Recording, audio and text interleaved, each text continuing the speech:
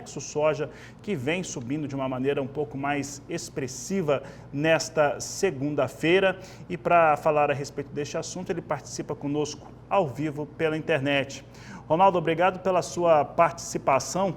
Quais são os motivos, o que tem impulsionado a soja, em especial nesta segunda-feira, que já veio com altas mais expressivas, vou dizer assim, no dia de hoje? Boa tarde, seja bem-vindo. Boa tarde, Fabiano, obrigado. Hoje está acontecendo tudo, né?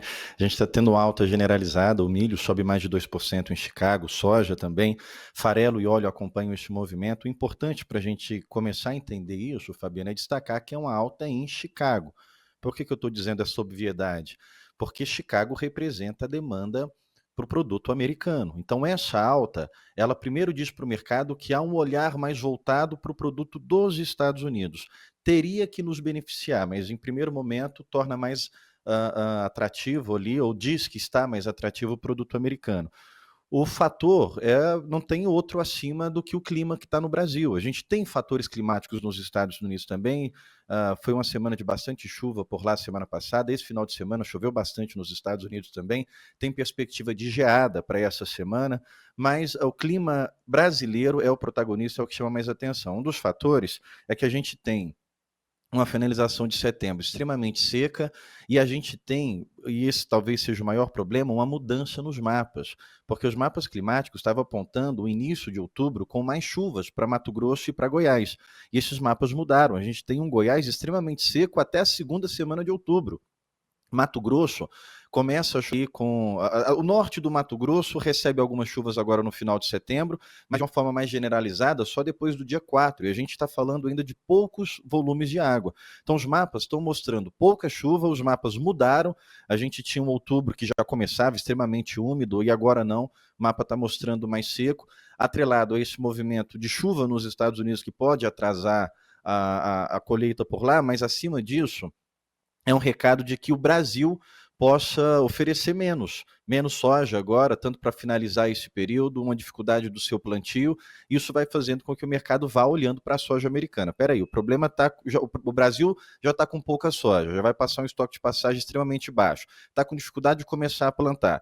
Vamos olhar lá para a soja dos Estados Unidos, vamos olhar para o milho dos Estados Unidos. É lá que a gente vai ter que tirar agora porque está em movimento de colheita. Então, o primeiro momento é esse, Fabiano. O clima no Brasil preocupa e faz com que o mercado olhe para a produção americana. Depois, a gente tem queda de juros nos Estados Unidos, que isso vai naturalmente trazendo apetite a risco. Os investidores, mercado de papel, que não olha para agronegócio, vai naturalmente buscando comprar ativos que representem mais volatilidade e mais ganho no curto prazo. Soja e milho acabam sendo beneficiados, Fabiano. Ronaldo, e aí você referenciou bem a importância de enxergar essa demanda sobre o produto norte-americano. Aqui no Brasil, nós estamos já na janela, dentro da janela de semeadura de soja em alguns estados brasileiros, importantes estados de produção, e contudo isso não ocorre. Faltam condições climáticas. Em alguns estados deve ocorrer no final da primeira quinzena de outubro, no começo da segunda quinzena de outubro. Como é que este cenário climático no Brasil, a seca, que impacta solo, que impacta até a cobertura que foi deixada nesse solo, ela influencia nos negócios neste momento ou na visão do comprador da oleaginosa pelo mundo? O que é importante a gente agora, e é interessante o produtor ter isso em mente, porque uma coisa é o produtor precisando começar o seu plantio, sabendo que esse clima pode prejudicar a sua produção, a janela prejudica a sua produção, e ter bastante preocupação sobre o que ele vai conseguir tirar dos campos. A coisa é a forma como o mercado se comporta. Infelizmente, o mercado ele tem sentimento. A gente viu acontecer, eu cito muito esse exemplo, quando o preço do milho subir, quebrou muitas granjas. E o mercado não se preocupou se ia prejudicar, se ia tirar empregos. Os preços, eles têm um movimento de ser vivo mesmo. Ele tem um movimento que ele vai seguir o caminho independente se prejudicando alguém ou não. Então, uma coisa que é importante a gente ter em mente agora, sem nenhum sentimento, que é assim que o mercado se comporta. O que está acontecendo agora ainda não é definitivo. A gente não pode apontar uma quebra de safra e super safra. O que está acontecendo agora é o início do desenvolvimento, é o plantio que está atrasado, isso sim começa a ser colocado no preço agora. A gente com certeza vai ter um final de ano extremamente pressionado, porque a gente teve um plantio já difícil no início e a gente tem um estoque de passagem extremamente baixo.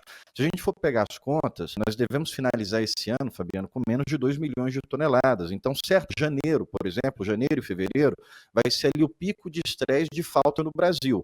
Mas isso vai impactar no mercado interno.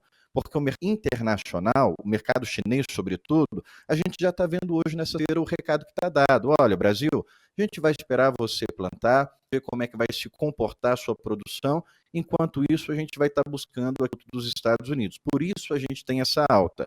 Claro que o clima é o principal fator, diz para o mundo, olha, escolhi a maior safra global, o Brasil é o principal na produção de soja, está ficando preocupante, porque já era para estar plantado pelo menos 2%, média, a gente está abaixo de 1% de plantio do território nacional. Por outro lado, a gente tem que olhar como vai se comportar o comprador, que é exatamente essa pergunta. A China, ela não está no momento de grande apetite, ela está com os estoques relativamente abastecidos, tanto de soja quanto de farelo. A China, ela precisa vir para o mercado, ela não está completamente cheia, ela não está no momento de grande necessidade, ela não está passando falta de seu mercado interno, pelo contrário, ela está relativamente abastecida. Ela come agora o seu programa, o seu prazo ali, a gente costuma brincar aqui com os movimentos de férias, pequenas férias na China, que ela agora vários feriados prolongados, feriado na China é uma semana, acabou de voltar de um, daqui a pouco começa outro feriado, 1º de outubro ela entra em outro feriado de uma semana, então isso vai reduzindo a participação da China nas compras. Então o que nós temos?